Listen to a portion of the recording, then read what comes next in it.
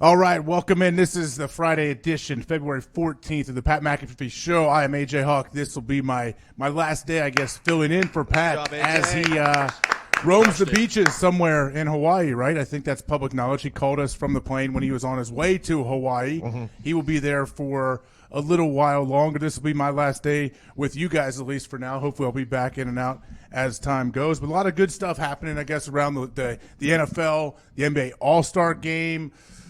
Cuban Zeke was denied something that we feel was his right, but we will touch on that in a second. But right now, let's hear a little bit of Chase Rice.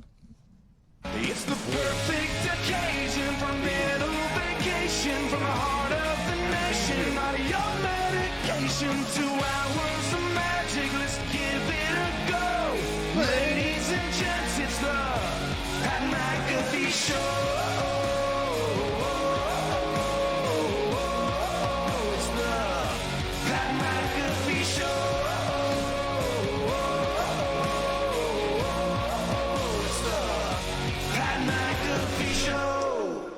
All right, so I teased it a second before this Chase Rice beautiful music that he made for Pat and everybody here. So Cuban Zeke, there's a situation I was made aware of shortly before we started this show this morning. You were supposed to be in Chicago for the NBA All-Star Weekend. Explain to me what you were scheduled to be doing and why you got the axe from that and why you will not be in Chicago. Yeah, so basically Adam Silver said no, can't do it. It's all for a bunch of like kids only. Can't do what? I was supposed to rebound balls for the 3-point contest. So like the MLB home run derby, you were gonna be one of the kids in the outfield basically, but for 3-point contest rebounding balls. Exactly, yeah, and I can understand why you guys are doubting me, but I actually have really good rebounding skills. Wait, who did you reach? Like, who did you talk to when you put your feelers out there that this was something you wanted to do with a bunch of 8- and 9-year-old kids? So basically, I have a friend that works as equipment manager for the old Bulls, and he promised it to me, and he asked Adam Silver himself, I guess, and he basically said, no, you can't do it. That Cuban guy can't do it. Strictly because of your age? Maybe it was. I think it's like Make-A-Wish kids. So what? Well, I mean, I think you fall into that category. Yeah, I bet, like, legally, if I have a service dog, I order a vest on Amazon. Believe me, I know plenty of people that do this trick. You order a vest on Amazon that says this is a service dog, and I walk onto an airplane. Like, I guess legally, you're not allowed to ask me what my ailment is or what this dog helps me with. So couldn't we do that with you and the Make-A-Wish kids? Like, hey, you can't really ask me exactly what's going on with me. I may be 13 years old. I just look like I'm 30. That's very true. I guess that baseball player got away with it, so the one that did the Little League Baseball. I don't think diabetes qualifies as a Make-A-Wish. I didn't say that. No, you were thinking it, but So are you pretty disappointed, Z, that you're not going to be there? Yeah, it was definitely a big wish of mine, so that's kind of funny. Are you still going to be able to do a regular season game where he's going to be the broom guy, like after there's sweat on the floor where you run out and mop the floor? Are you still going to be doing that? Yeah, I'm actually been working on it here, so I actually Oh, you're going to stand the broom up by itself? Oh, yeah. That's actually a big sham, by the way. NASA lied to us. What do you mean? Did you see this, AJ? Of course. Oh, if the internet didn't see it, you could stand up a broom and it will not fall down. And NASA said it was because of the Earth's rotation that day, I believe. Yeah, they claimed like it was that day, right? That however the Earth was rotating that day, the broom will stand up, but it won't stand up tomorrow. But then now people have proven it will stand up any day. It's blasphemy. We actually stood the broom up this morning to prove that NASA was completely wrong. I don't care what day it stands up. My mind was blown. I had no idea the broom. Why would it? It depends how the bristles are, though. If it's super worn out and they're flipping all over the place, maybe it wouldn't stand up. I was saying it explains the Leaning Tower of Pisa now, because that's basically the same thing. There's no broom down there. I don't no follow. bristles. I don't follow you on that one. Well, it was at the same angle. The broomstick and the Leaning Tower were at the same angle. So, how do these things get legs? Like, NASA didn't start it. Is this a marketing ploy for somebody, for ShamWow or something? how many people do you think actually went out and bought brooms? Probably a bunch. Big brooms behind it. Well, hopefully they had maybe a broom sitting in a closet somewhere. They didn't They have didn't. to go I guarantee buy 'em. that their house didn't have one. You're right. Oh. We did have one. Yeah. We got a broom. I mean, it's not a good broom, but we have one. Wow. So, hey, you know what? I'm going to transition into a football thing. Real quick. AJ. That's what they try to teach you in broadcasting school. You got to transition out of these things into some actual football talk. And we have, Pittsburgh contingent here and guys that are grew up diehard Pittsburgh Steelers, Penguins, everything. They're huge fans. Now, Kevin Colbert, the GM for the Pittsburgh Steelers, says, we don't think Ben is at the end of the road. My question is, did anyone think he was at the end of the road? He has 2 years left on his deal. He signed a 2-year extension this past offseason before he got hurt in the regular season. A lot of money. They're going to pay him upwards of $30 million for these next 2 seasons. Of course you don't think he's at the end of his road. What do you mean? You wouldn't have signed him then. Is he saying like once he's healthy, he's going to be fine and he's going to be the Ben of old? Is that what this statement is about? Yes, I think it pertains to that because a lot of people were questioning after the surgery if he was going to be able to play again. And I think basically he was saying that the surgery, people are making too big of a deal of it. What was the surgery exactly? People, It was Tommy John. Was it Tommy John on his elbow? I thought it was Tommy John. People have told me it's not Tommy John, but with all of our knowledge, it's Tommy John, which people come back from stronger in the MLB. People come back from every single kind of surgery now. Like back in the day, an ACL in 1979 or a complete repair was like a guy might not make it back. He may not play ever again. I'm absolutely thrilled about this news, though, because, and Connor can relate to this, like when you've had your quarterback for 15 years and you don't have to worry about who's going to be under center, there's nothing like that feeling. And I didn't even realize it until this year when he got hurt, and you would then have to deal with 3 or 4 backups, and you have no idea how they're going to be. It's a tough world in the NFL. You need to know how lucky you are. Yeah. That you take it for granted. Like I'm sure. Patriots, Tom Brady, Packers with Brett Favre into Aaron Rodgers. Absurd. Everywhere that has a longtime QB, the Saints and Drew Brees. I mean, the Chargers and what they had in Phil Rivers, whether he won a Super Bowl or not, he's still played at an elite level for a lot of years. So people don't take time, I guess, to understand how special it is, how you don't relish it, I guess. Live in the moment. Enjoy today. That's what you need to do when you have these stud quarterbacks. So the reason this is in the news cycle, I think, is because Ben's now 37 years old, and he was drafted in the same class as Phillip and Eli, who both basically fell off a cliff the past couple of years. And Colbert even said, we don't expect Ben to follow that same path. We think he's still got it. Okay, that makes sense. I mean, yeah, and I think Ben should be fine. If he's healthy, Ben's going to be Ben. Don't you think? Like, what would stop him? As long as they can have decent O-line play in front of him, I think they're going to be all right. And they have weapons. You got Juju out there still on the edge. And I don't know. I mean, let's see what happens, but I don't think people should be super worried about Ben. Are you, as a Steelers guy, are you worried? Not super worried, but there's always that hesitancy of like, okay, let's see, because if he comes back and he's not 100%, they do have weapons, but Juju struggled last year. Connor struggled to remain healthy. So there's no one else really to help carry that team if he's not the guy doing it. So who's his backup, though? Are they going to go get a veteran backup? No, I would like them to, but it doesn't sound like it. So Colbert also said that they are fine with the quarterbacks on their roster, which is Ben, Duck Hodges, Mason Rudolph, and JT Barrett. JT's with the Steelers right now. Yes, he is. Okay. So I don't necessarily – you know what? I do agree. Should they get a veteran quarterback? This is an argument that people make in Green Bay a lot about Aaron. Like, should they have a veteran presence behind him, which they haven't had since a guy like Matt Flynn was there? If Mariota wanted to come in, I wouldn't hate it. But you got to pay how much you got to pay Mariota $3 to be your million. backup? No, you got to pay him a little more that's than the that. other problem. They don't have any cap space. So they have to do some major reworking. But I would agree with bringing in a veteran if they can make it work, because you look in the past, it's worked for them before. Charlie Batch came in and won a couple games for them. Mike Vick even back in the day. Byron Leftwich. They've always succeeded when they've had a veteran backup because Ben gets hurt a lot. Physical guy, takes a lot of hits. So if they bring in a veteran backup, that's a lot more reassuring than what we saw last year from Mason Rudolph. Yeah, maybe they're happy with their quarterback situation behind Ben because they have to be, because they don't really have any option. Like, Ben's making over $30 million for these next 2 years. We don't have a ton of cap space. We can't afford to bring in a veteran backup and pay him $6 or $7 million a year. No, you just can't waste that money. This offseason they have to pay Bud Dupree too if they want to keep him, and Javon Hargrave, who's on their D-line. Because the defense right now, as for last year, is a strength, which hasn't been the case for the last 10 years. Yeah. So the Steelers, are they back in it? Do they have a chance to win the division next year and to make a run in the playoffs? If Ben doesn't shave, I'm going to probably put my mortgage on it. If he does shave, I'm going to be a little hesitant. But, I mean, they're obviously back in the hunt next year. Why? Just because Ben's healthy? Yeah. You don't think the reign is over? Mike Tomlin, it's pretty impressive what he was able to do last year. He's never had a losing season. Never. Ever. No. Well, they do things right from the top down, from the ownership down. Like, the Steelers have been like the a rock of consistency forever. And how many head coaches have they had? Three. I mean, that's unreal. Look around the league. That doesn't really happen. So it's pretty impressive what they've been able to do. And I don't see them going anywhere. I just don't know how good they're going to be. I compare that, like, them and the Packers. Like the Packers in the NFC, I figured was basically the Steelers of the AFC. Like, that organization is run very similar as far as keeping coaches, having good quarterbacks, doing it the right way. Yeah. I mean, the Packers don't have an owner, which makes it a little different. I mean, they have a board they have of a lot of directors. owners. Ty's an owner. He's not here. Oh, yeah, Ty's an owner. What does that get for him? What is Were that? you nervous $250 doing a show with your boss piece all of week? paper.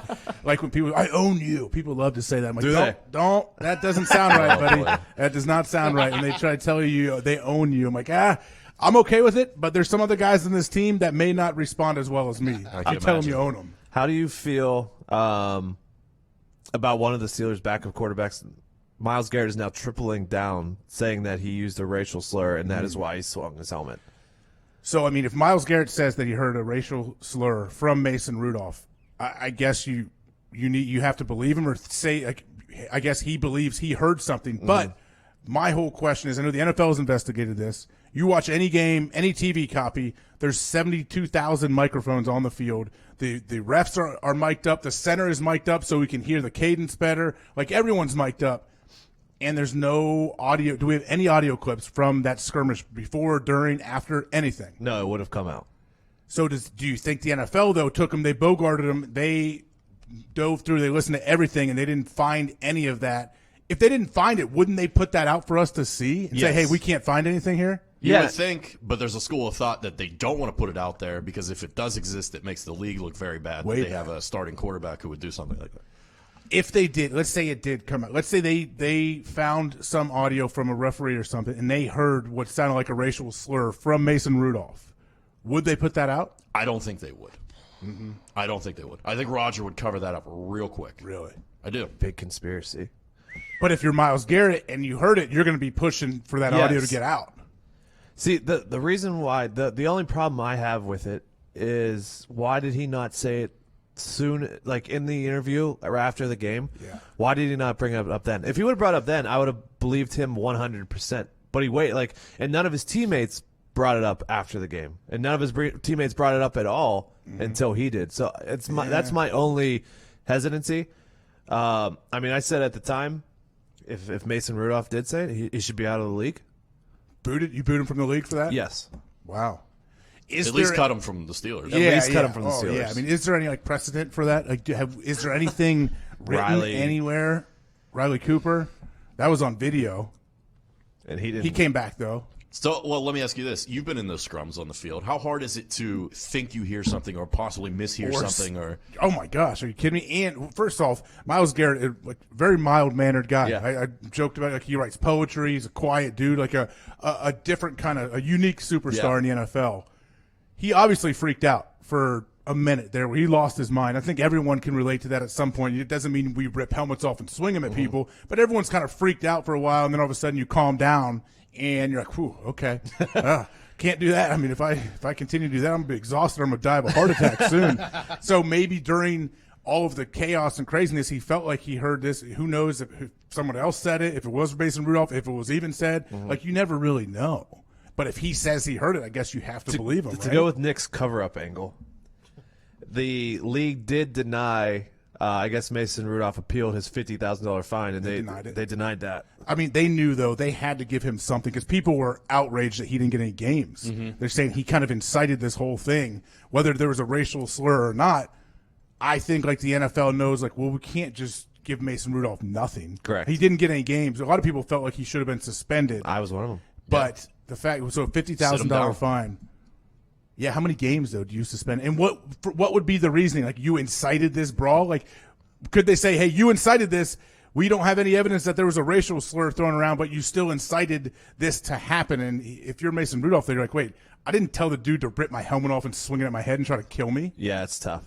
Luckily, I think he just had a concussion. Like, how many guys get in verbal arguments and someone doesn't try to murder him on the field? You just push each other back and forth and it gets broken up and you go to your sideline. You don't seem like a guy who was a big fighter on the field. I wasn't a talker. I was terrible I would just laugh at dudes when they would try to talk. Like, I don't know why. It was like my natural reaction just to kind of laugh at their face if they try to hit me late. Which makes them more mad. Absolutely.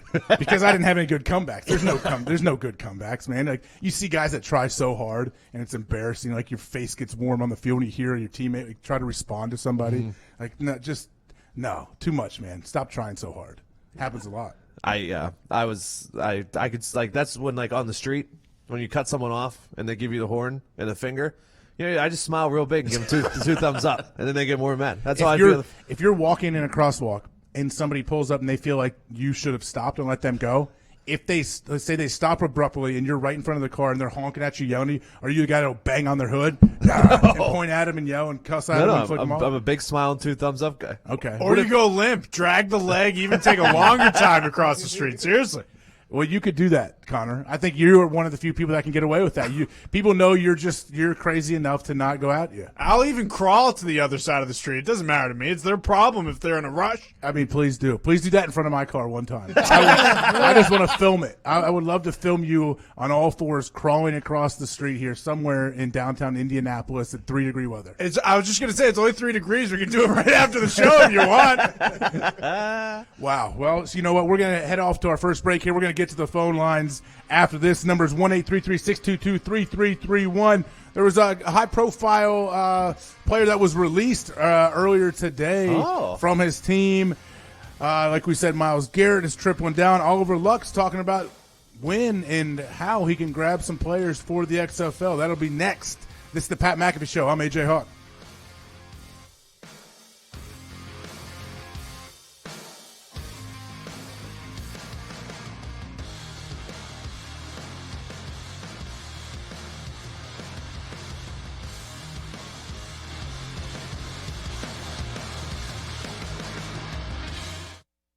It's happening. People are freeing themselves from their wireless contracts. It's a movement towards something simple.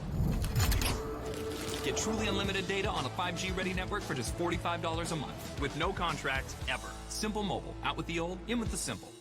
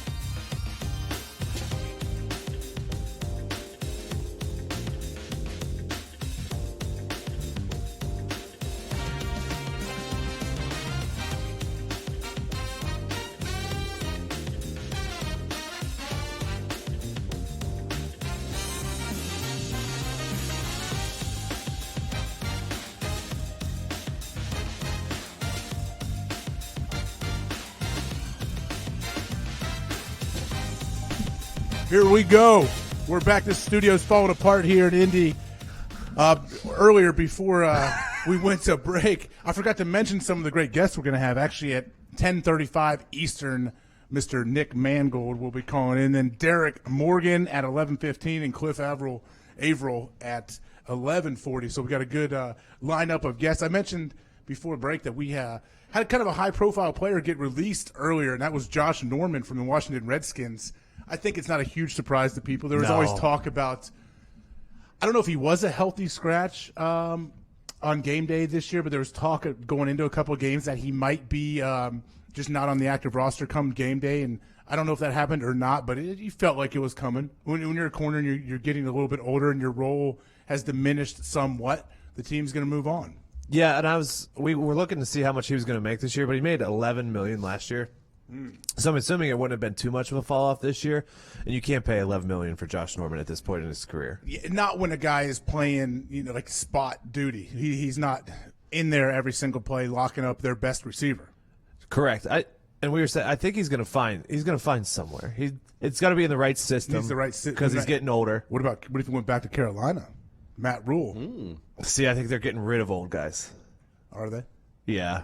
I mean, yeah, they let Greg Olsen. He even said it wasn't mutual. Like they kind of moved on from him. He's taking visits. He may want to play somewhere else. Could it be like a Sherman situation where he does like a prove it contract where you make a Pro Bowl, you get $1 million, All Pro, you get another $1 million. Well, I don't know about that. He could definitely get a contract that'll be heavily involved with incentives. Yeah, like his base salary won't be anywhere near what he wants probably with what he's done in his career and his resume, but they could make it enticing. Say, hey, we got all these incentives. I don't know if you go off like All Pro and all of that and Pro Bowl. That's a little different now, but you could say even stats or play time. You're going to work as many incentives as you can if you're Josh Norman. Yeah, so it looks like actually this year he was going to be the second highest paid corner. Wow. Which is not. I wonder if I doubt they even came to him and asked him to take a pay cut. A lot of times they'll ask guys to take a pay cut, but they probably all knew. And Ron Rivera's coming in, new head coach, changing things up. I mean, we'll see where he goes. He just needs to go to the right place, I think, and he can still have plenty of good time in front of him. I mentioned Oliver Luck. So the XFL said they have the ability to sign college freshmen or sophomore. So in reality, he's saying we can sign anybody, right? Yes. Sounds like it. You graduate high school, you're fair game. We can grab you. When do you think this? Okay, let's say the XFL goes on, everything goes well.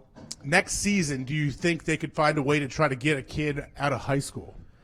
I was thinking maybe not out of high school, but say they go to college as a freshman and they were promised playing time and these certain things. First off, there's no promises in sports. You can't correct. What are we talking about? Well, Coach, when you were recruiting me, you promised me that I would play. That's not a thing. Yeah, we don't think that, but there's definitely humans out idiots. there. There's idiots, and their parents who they'll call the coach and stuff even like that. Dumber are their parents to believe that. Like So if you're the parent, you got to say, hey, nobody promised you anything. This is football.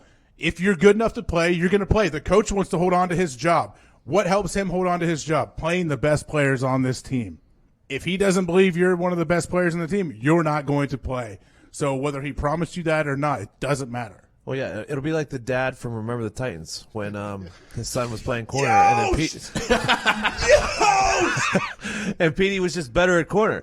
But I can see the situation where, say you go in as a freshman, you're not happy with your situation, and instead of doing a transfer portal to another school, instead of going transfer portal, you're like, oh, maybe I'll just go to the XFL, make some money, and then try to go to the NFL showcase my from skills there. A little bit.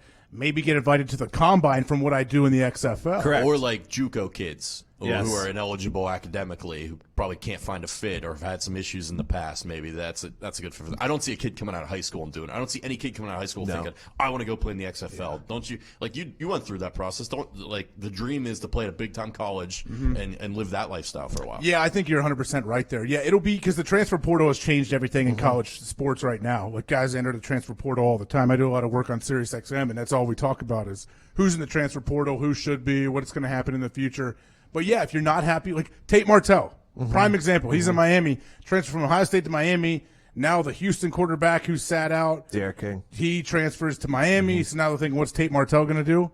XFL, call him up. Like, is there anything keeping Tate Martell from the XFL right now? Like, what if Oliver Luck came to him and said, hey, man, we know, like, you want to drop out of school right now and come play for us and finish the last 6 games of the season? No, I don't think there is, and I think that actually might be a good fit for him. He could make some money.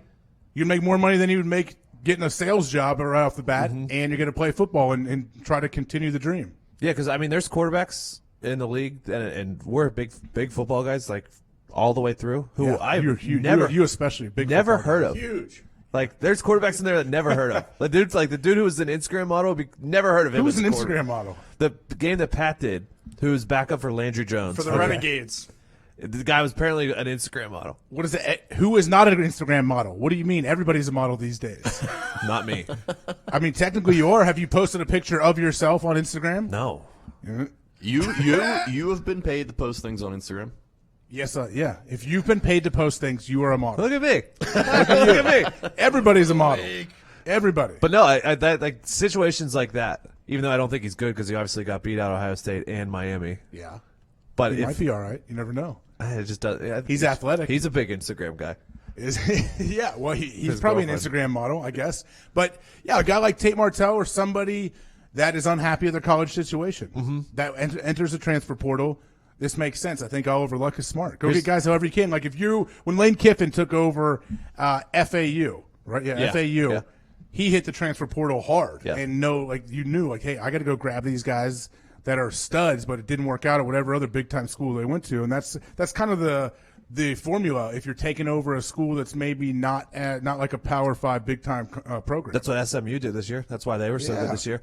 But here's my question to you: if you are a kid, do you think NFL scouts are going to appreciate your play if you do better in college or you do better in XFL?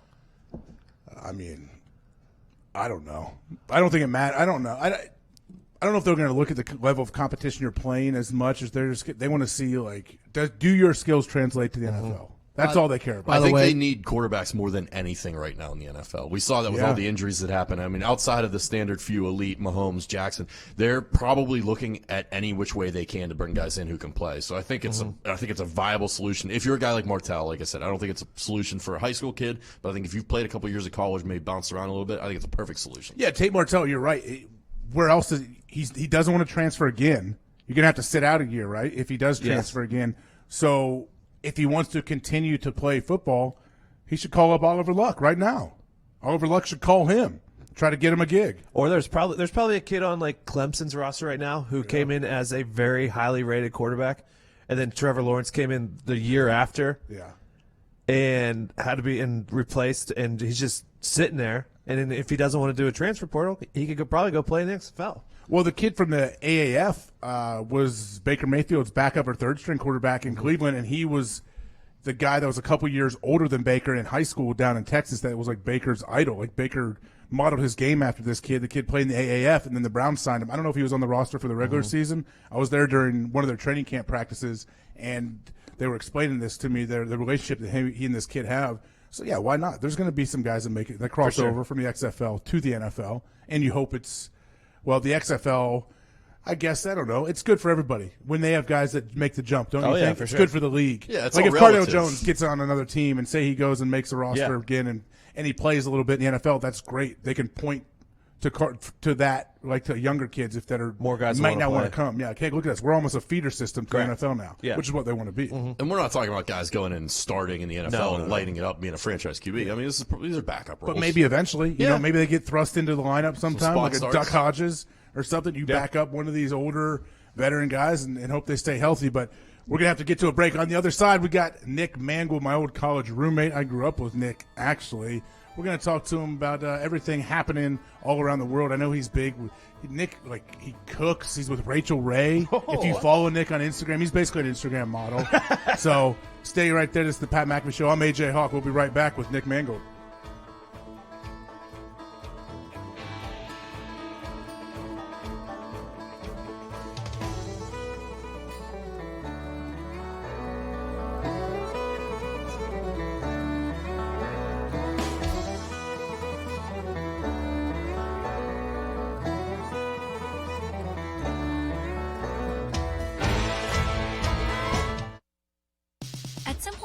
you get the no contract advantage. Unlimited talk, text, and data now for $30 a month. Now on a 5G ready network with no activation fees ever. No confusion, no complexity, no frustration, and no contract. Ever, ever, ever. Now get unlimited talk, text, and data for $30 a month. And now 5G ready. It's our best deal ever. Buy yours now at nationwide retailers or at Simple Mobile dealers. Learn more at simplemobile.com. Simple Mobile. Out with the old, in with the simple.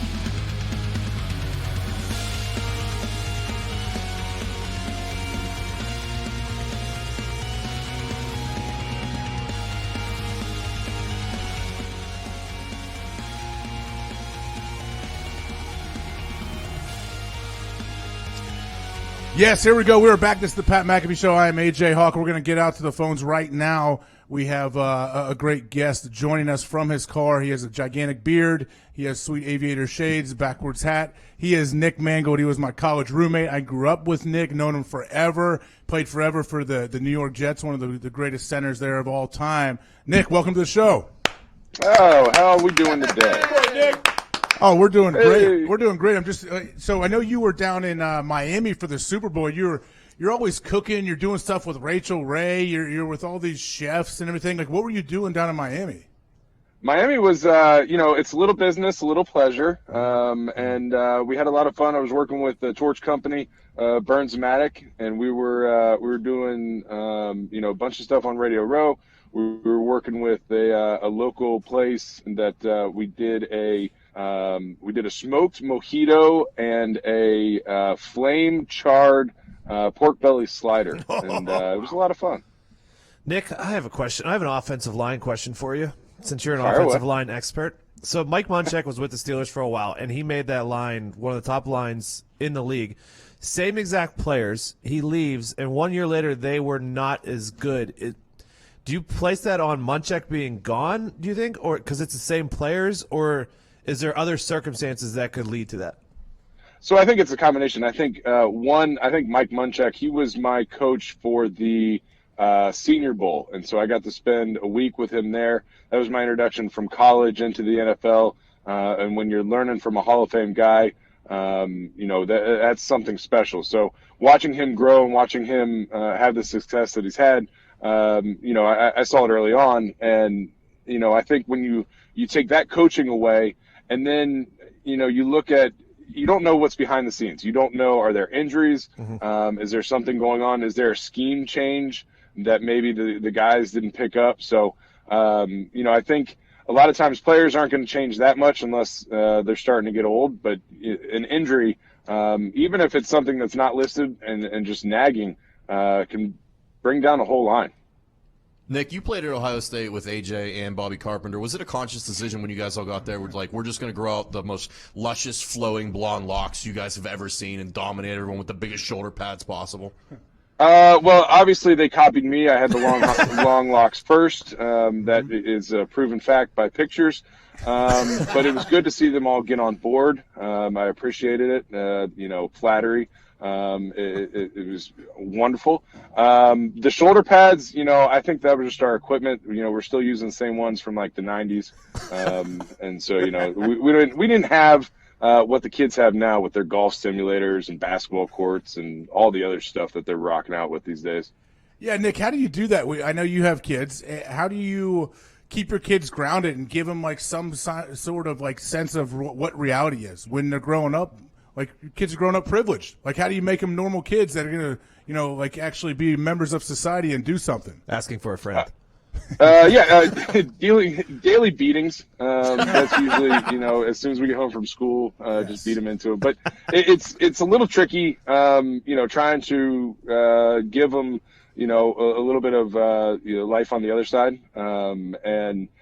But also realizing at the same time, their reality is different than my reality growing up, and still trying to instill values in them while knowing that they're just growing up a little different. And it's tricky at times, but, I think as long as they're saying please and thank you, and, you get good reports from parents when they go visit other houses, I think you're on the right track. Yeah, so I want to ask about Rex Ryan. You played for Rex, and we know that you're a fan of a lot that Rex does. If Rex gets back into coaching, becomes a head coach in the NFL again, and he sends you a little text, a little call, and says, Nick, I need you to come get my O-line right. Can you be my offensive line coach? Would you think about it? Oh, definitely, in a heartbeat. I think we actually had that situation come up, sort of. I get random texts from Mark Sanchez, and it's usually, hey, I got a weird one for you, and then it's followed up with, do you know so and so? I'm doing a media thing with them, or some odd connection that I might have. So he hits me up and he says, I got a weird one for you, and I was like, all right, who's he looking for this time? And he goes, hey, so Rex asked me to possibly coach with him for one of the Senior Bowls for the college, and he wants me to be the quarterback offensive coordinator. And I said, who's going to run the running game? He goes, I don't know, you. And he goes, well, do you mind if I text Nick? And Rex was like, sure. So Mark reached out, and he asked if I'd do it, and I thought about it for a little bit. I don't think it ever went through. But it would have been, I mean, that would have been an amazing week to spend with Rex wherever you were in the destination for one of the college Senior Bowls. Would have been a blast. Do you think Rex gets back into coaching? Does he get a head gig again in the NFL? I hope so. I think he's pretty happy where he is, just talking about other people and causing a little bit of troll jobs. But it's been neat seeing him grow in that, but I know his love is football. I don't know if he'll ever get another head coaching gig. I hope he does, just because I think he's learned from his time in New York, and then going to Buffalo and, kind of having to deal with some of the same issues. So I think he's taken that to heart. And I hope he gets his chance. It'd be great to see it. It'd be great for the league. I mean, having that kind of a personality as a head coach only helps ratings. There was absolutely no hesitation when you asked if you would go coach for him. Is it only Rex, or are you actually looking to get into the league and coach offensive line? No, it's only Rex. Okay. There's a handful of people that if they called, I'd drop what I'm doing and try to help out where I could. And Rex is one of those people. What about Eric Mangini? I know he was the head coach when you got there. He was. I don't think I could work for Eric. The hours would be too long. That's why I kind of like Rex. You'd have a semblance of life. And so, but I think Eric's enjoying his time as a media personality too. So I don't know if those guys are going to go away from it. It's a lot easier than having to wake up at 6 a.m. and deal with 50 guys who all have different issues going on and trying to get them all together to win a football game. So what would you do? It made me think about if someone made you a head coach of an NFL franchise right now.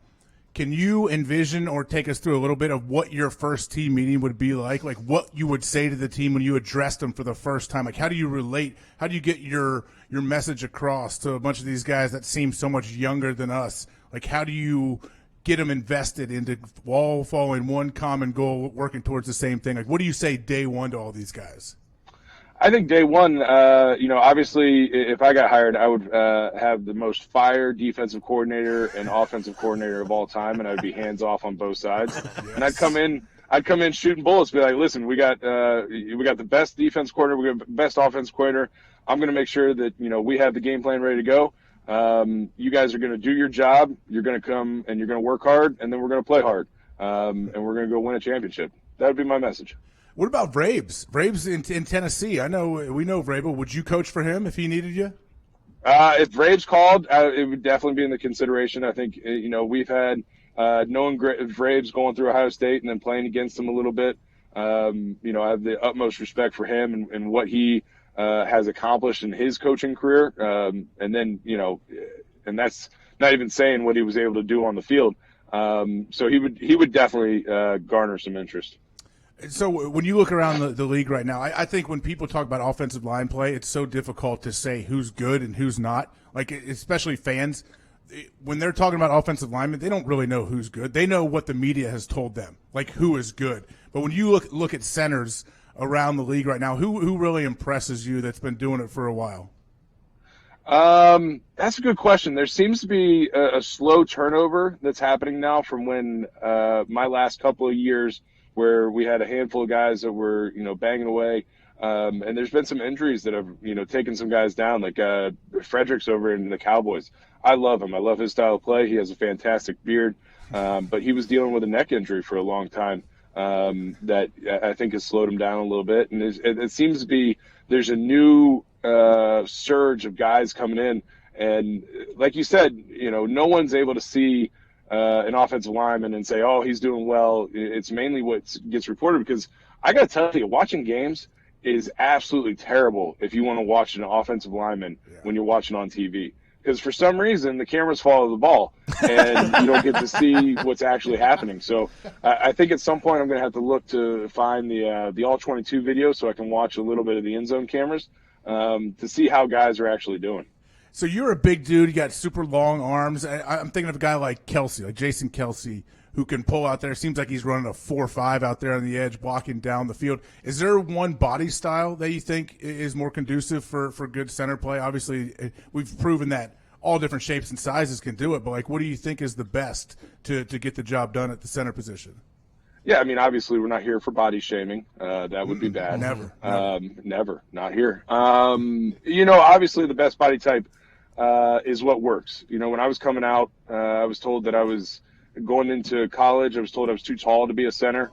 And then even in the pro level, I was told that I was too tall and that maybe I should look into playing guard. So I don't think there's one type that you can say. Like, you look at left tackles, you can say, all right, I want Joe Thomas. That's who I want to build a left tackle after. But centers, I feel like we come in all shapes and sizes. Mm-hmm. So, actually, I talked earlier. So, Myles Garrett basically kind of tripled down and said that Mason Rudolph called him a racial slur, kind of inciting the whole situation that happened last year that got him suspended for 6 games. Have you ever been on the field in all your years playing where you heard, like, racial slurs being thrown around? And if so, how would that be – like how would other players – I would imagine players on your own team would be upset if they heard racial slurs being thrown around. Yeah, I mean, I think that's where you have – and obviously without any of the audio and, who knows what the NFL has and doesn't have. But without saying any of the audio, I would think that if any of his teammates heard him using something in a derogatory fashion – it really wouldn't go over that well in the locker room either. So I have a hard time believing it. Maybe he thought he heard something, in the heat of the battle, and guys are yelling. You can't tell who's saying something when it's being said. And so maybe he just misheard. So maybe he, in his mind, he heard it, but it wasn't what was actually said. So, it was a stain on the game. And, now that he's been reinstated, he's obviously got to keep his nose clean to his best of his ability because, another strike like that would probably put him out for life. Yeah, it will. And also, you're in the car driving right now. I got a feeling. Are you driving down to Chicago for the NBA All-Star Weekend? I know you're a huge NBA fan. Well, it would be over from where I am here in New York. But no, I'm actually in the parking lot. I'm at the grocery store. It's Valentine's Day. I don't know if you know this. Happy Valentine's. And so we always do spaghetti and meatballs because it's red. So I got to get the supplies for dinner? to make dinner tonight. Or for brunch? Dinner. What's that? For dinner. For dinner. Oh, are you making it? You make it for Jenny for Valentine's Day? I do most of the cooking. Oh, you really? Well, yeah. Who's the best celebrity chef that you hang out with? You're with a new one every time I look up. They're all crazy in their own way. My first love is obviously Rachel Ray. She's a huge Jets fan, but she's kind of taken our family under her wing. She's been fantastic to my family. Her family's awesome, and so being able to know her and to be with her the past, we've known each other 12 years now, has been pretty cool. Nick, we're just trying to learn a lot about AJ this week. What would you say is the best and worst thing about when you lived with AJ? Oh, the best and worst things. I mean, there's too many to count, really. The first one being we moved in together our freshman year in the dorms, and we then moved into a house our sophomore year and then stayed in that same house for the next 3 years. I think our first year in the dorms, even though we've known each other since 3rd grade, go Wee Elks football, I think we said maybe a total of 15 words to each other. AJ, and this will shock you, he used to be quiet and didn't talk to anybody. And so now seeing him, just blossom is a beautiful thing. The best, I would say, are any of the nights that we'd sit on the porch and have a cigar. Those were the college nights that you just kind of miss. Mm-hmm. Yeah, that happened recently. Nick got to come back and stay at my house for a night, and we got to hang out in the basement and have a cigar like it was 15 years ago. It was a good time catching up, right? That's nice. We got to smoke inside, which was pretty cool. We didn't do better. that in college. It's way better. We should have smoked inside in that college house. Smoke inside your house? We didn't even have central air. I mean, we had a one-window air conditioning unit. We had a poker table in the dining room, and we had a little mini alligator. So you probably have one of those things in your house that like clears the smoke smell, huh? You were an alligator guy? Yeah, we had a little guy named Jimmy. Yeah, for a little bit. Yep.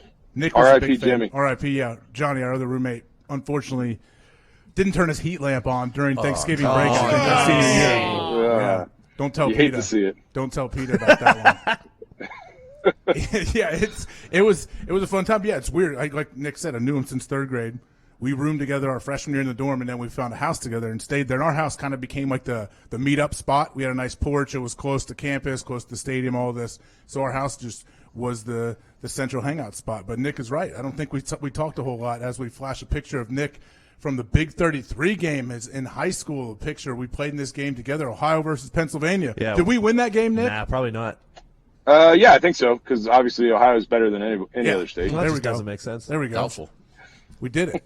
Yeah, we did, We so, did it. Nick, tonight, Valentine's Day, I know we're up against it. We have a break here in a minute or so. Valentine's Day, is this one any different than Valentine's Days in the past? Or you're just spaghetti and meatballs, 4 kids, you just running through the normal routine, or are you going to try to spruce it up tonight? Listen, I'm just hoping all the kids stay in their beds. That would be the goal, at least for 10 minutes. And no, it should be. It's going to be fun. Our Valentine's Days have changed, where it used to be us, and maybe we'd go out to dinner or something. But now with the kids, we like to have dinner with the kids. We'll probably watch a movie and just have a nice, quiet night. Well, good for you, Nick. Appreciate you calling in here on late notice. You call in and help us out. We get to chat with you a little bit. So thanks a lot, man, everybody. That was Nick Mangold. Thank you. That boy, Nick. That boy, Nick. You guys always peppering the guests that I have previous relationships with for info on me. Yeah, correct. Have to. He never really said anything bad. No, did he didn't. He just said that. Well, he I was kinda, I was a mute early on. You just didn't like him. No. That doesn't happen at all. I mean, this happens a lot where I don't speak. I'm fine being by myself and not speaking. You must really like us then, because you talk in here. Yeah, I do. Well, yeah, I mean, I definitely speak way more now than I used to when I was in high school and everything. I'm the youngest of 3 boys, so it's like I get that. you grow up, you say too much, you get. Yeah, I get that. Sometimes hit. you got nothing to say. A lot of times I have nothing to say. It's like, hey, everybody calm down. I got nothing to say Like, here. there's a lot of things I do not have an opinion about. Like, a lot of people have opinions about everything.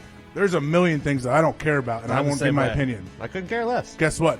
We'll talk about that next when we come back after the break. This is the Pat McAfee Show. I am AJ Hawk.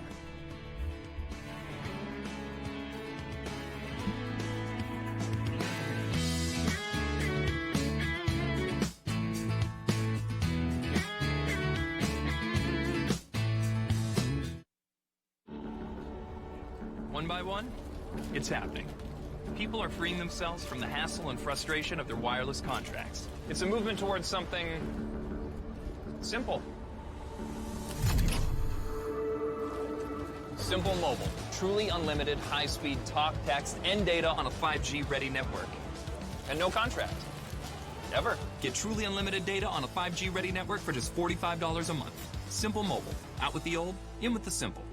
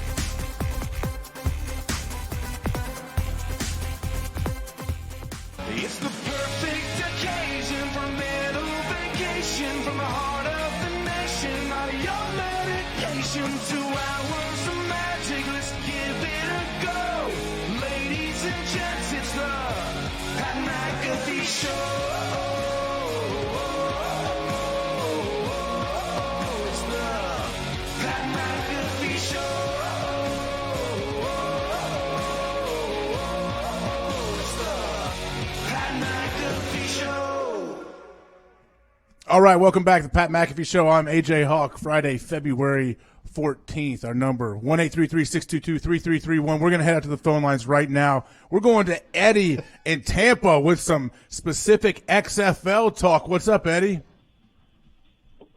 Good morning, AJ. How you doing? I'm doing Everybody, great. The beautiful people, the Pat McAfee Show. Everyone's doing great. I appreciate the call. We're all waiting on pins and needles on what you think about the Vipers and their chances moving forward. Here we go, Eddie. I think our chances are very slim right now, especially with Aaron Murray at the helm. Didn't do too well in the AAF. I believe he had 3 touchdowns, 7 interceptions. capped off with another terrible opener in New York. I guess that defense was pretty good. We play Seattle this upcoming week.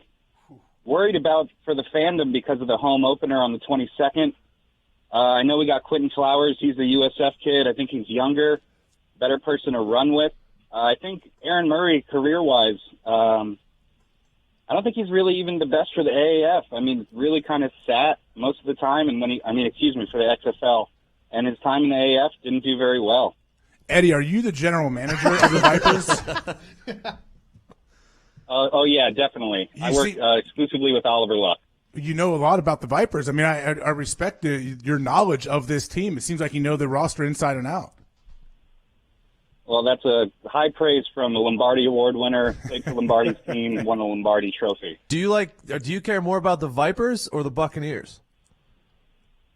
I care more about the Buccaneers, but for the love of football, we got to stick with the team. We got a new franchise here in Tampa. Respect the There's sport. enough for two. There's enough for two franchises there, right? Yeah. You can be fans of both. You don't have to pick and choose Vipers or Bucks, do you? No, you definitely don't. I just think, we talk about the longevity of the XFL. With 8 teams, I hate to see us come out as the bottom feeders. I really just don't see if Aaron Murray can be the answer. You better tighten it up. If my Seattle Dragons are coming to town, you're in trouble, pal. Hey. Oh, yeah, really. I mean, high praise for them. They came out. They had a great opener, and, definitely – Eddie, what's the sentiment in Tampa? Do you guys want to re-sign Jameis Winston or no? Do we want to? I believe we want to. I think Arians wants to go at least another year with a quarterback under his scheme. I don't believe the Phillip Rivers talk of him coming here, the long progressions of his offense, getting deep down the field, especially with our offensive line. I don't think it's going to be the best for Rivers. I don't think anybody else could come in and take care of Bruce Arians' offense. Jameis, he's a hell of a roller coaster. You said it, Eddie. All right. Yes, he is. Thank you for the call, Eddie. He is a roller coaster. That's right. You just don't get on that roller coaster. There's so many ups and downs, and you just want to have some consistent play without as many turnovers. If you are a Jameis Winston fan and you're a fan of the Tampa Bay Buccaneers, I'll tell you what. Eddie with the deep dive on the Vipers roster right there. He's our new XFL consultant for sure. He's correspondent. He's your Southeast consultant for the XFL, Eddie in Tampa. He has to be. The knowledge was, he's poor Aaron Murray. I don't know if he's going to recover from that. So was Eddie saying he's worried that the home opener is going to too dive. Much for Aaron Murray to handle, like as far as nerves? I think he's not worried gonna that be no able to one's rebound? going to show Yeah, up. if they go 0-2. Which they will against the Seattle Dragons. Do the local fans care what their record is, though, right now? Or are they just going because it's... You're going because it's a thing. For the love of football. It's their line. Yeah, it's like people like AAA baseball stadiums. Like Columbus has a AAA team, the Clippers, and they built a sweet stadium, 10 years ago, right downtown, and it's just like it's a thing to do. Same you're here. going to The dinner. Pittsburgh Pirates. Yeah, you're going to dinner, you're walking around. Whoa. I mean, come on. Don't even Is try and defend Is them. Barry Bonds still in the Pirates? No. He was at one point. They won a playoff game. I think he made more than their entire roster in 1 year. Yeah. That's the same way here for the AAA baseball team in Indianapolis. Like, you don't care what Is their that what the record is. XFL is, though? It's like, okay, hey, we want to do something Football's tonight. a little different, I think. Let's go. If you're in Tampa, it's different because it's warm and you can go sit outside and be fine for a game. There's a New York team, You're right? not going to the New York Guardians team. Who's game. going to? Don't the Guardians play at MetLife too? Yes. Gigantic stadium, which is a mistake. Like obviously they couldn't find anywhere else to play. It's much better to be in these smaller venues. Oh yeah, for where were they at the very first game they played? It might have been the smaller, like the MLS stadiums look actually pretty nice. Like they look. That's where it's a good the LA fit. team plays, right? Don't they play at the StubHub The Chargers, Center? yeah. No, They do though. The LA Avengers, or who are they? Out there? Galaxy. Nope. LA. That's a soccer team. LA. Stop tarnishing the brand of the XFL. Connor, who's the LA team? Who's the LA team? The L.A. Wildcats. That's good to know. Jeez. We're going to go back out to the phone. Is that real? Right, Yeah, probably. that's real. That's real. Hey, let's go to Julio in Texas. You got a question about Josh Norman. What's up, Julio? Hey, AJ Hogg, boys. Happy Feel Good Friday. Yes, sir. How you doing? What's going on? You a big Josh Norman guy? You know what? Not anymore. His play this year, just kind of tarnished him. But I would like to be. I think he still has enough. I think the scheme needs to fit him, though. I don't think he's a man guy. I think he's a zone guy. So my question is, can the Redskins, with the new defensive scheme, maybe, get him back after cutting him, or does that kind of ruin things for them? Maybe fix the scheme and put him in a zone coverage? You can cut someone to re-sign them, correct? Yeah, you can if you cut him and then you're not due. He was due, what, $11 million or something coming up this season. And you see it happen a lot with vets at the end of training camp where they get cut before final cuts because they don't – if there's a whole rule, like if you're a vested veteran, your whole salary for that year is guaranteed if you're on the roster opening day. So you'll see guys get cut on Saturday and re-signed on Monday after the first game because then their salary for the rest of that season is not guaranteed. For vested vets, it happens. This is a different situation with Josh Norman. You could cut him, but I don't know why you'd want to bring him back. But they do have Jack Del Rio coming in as their new coordinator. Wouldn't it make more sense just to ask him to take a pay cut? Yeah. And restructure? That means they want to keep him around. Obviously, they just want him out of there. Yeah. If you're just cutting him. Is he with Rivera in Carolina? Like, do they have a relationship? I don't know. I don't know the years. Probably. Yeah, he was with Rivera, but I would assume he just wants to. If you're him, why wouldn't you want to go out in free agency and see if you can get another deal from somebody? Yeah, and that way he can choose too. He wants to go to the right fit. Yeah, he needs to be in the right scheme, and he wants to win. Yeah, I assume he doesn't want to stick around for the Washington Redskins rebuild. You don't think? Would you? No, absolutely not. But I do like Ron Rivera. Everyone seems like a great guy. Another guy, David Johnson, who Steve Keim, the GM, has just come out and said, there's no chance we're cutting David Johnson, who saw his production go way down this year. We saw his availability. Like he was their second or third option at the running back position. Yeah, because Chase Edmonds came in for a few games. They had like a 3-game stretch where he was over 100 yards every single game, and then he got hurt. And then Kenyon Drake came in and ran for like 150 and 130 the last 2 weeks of the year. So like the games where the other running backs were healthy, they did well, but David Johnson was not good all year long. But they paid him a lot of money. So them saying that they can't get rid of him, I strictly think is a financial. Oh, it is. I think it's a great job by his agent here. Like David Johnson has the leverage. He's guaranteed a salary of $10.2 million for the 2020 season, and if they cut him, it would result in a bigger cap hit than keeping him on hand. How does the team get involved in?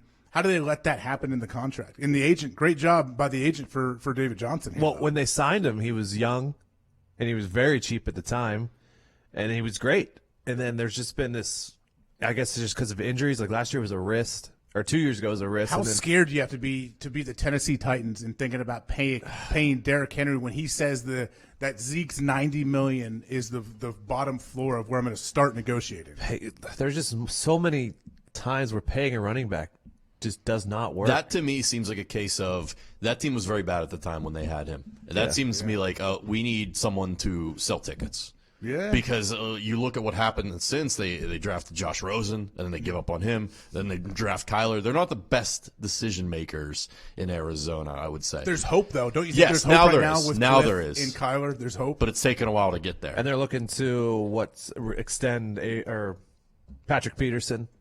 Was also was what he came out and said. They're talking about letting him go. He was trade bait last year for a little bit. And Chandler Jones had 17 sacks or something, 18 sacks. Stud, yeah. Chandler Jones had a monster year. Like that guy quietly went about having an unbelievable season out in Arizona. Fitz is coming back. Yeah, for another year. Another year, he just keeps doing it. Yeah, why not? Kyler Murray showed him enough. I think gave the team hope, gave all the fans hope. But we're going to get out to another break because coming back after this break, we have Derek Morgan, longtime outside backer, edge rusher for the Tennessee Titans. So stick with us. This is the Pat McAfee Show. I am AJ Hawk. We'll be right back.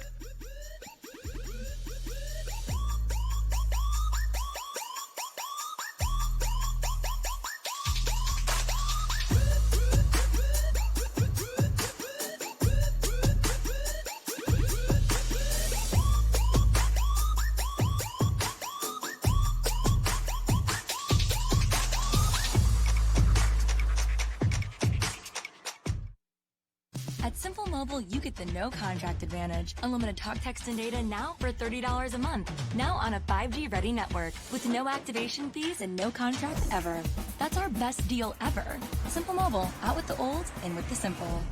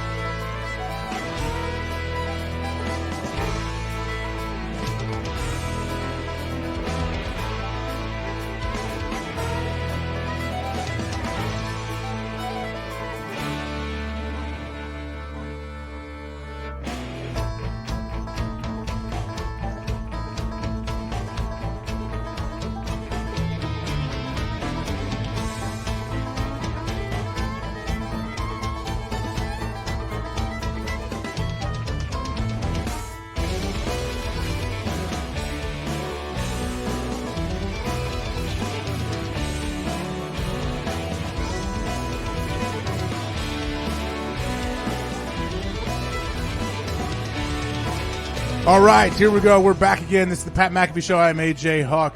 We teased before the break having Derek Morgan join us. It looks like he may have had a scheduling conflict. We'll see if we talk to him or not. We may not talk to him today. Maybe next week. Who knows? We do have Cliff Avril coming on at 11:40. But you know what? Something I wanted to get to. I want to get to some news with Nick. Now that you're here with us today, Nick, what's happening out there in the world? Well, AJ, there's an asteroid traveling towards Earth at about 34,000 miles per hour. Expected to arrive around Saturday morning at 6 a.m. So if you don't wake up, it was the end. How close is it going to come to our 36 million miles. Pretty close. 3.6 million, sorry. 3.6 million miles. That's different. But how does that very compare close. to other asteroids that have come near us? We've had some close calls recently, especially the past couple of years. How This close one's is going to the be dangerous. It's close enough that NASA has to warn people about it. Let's just say that.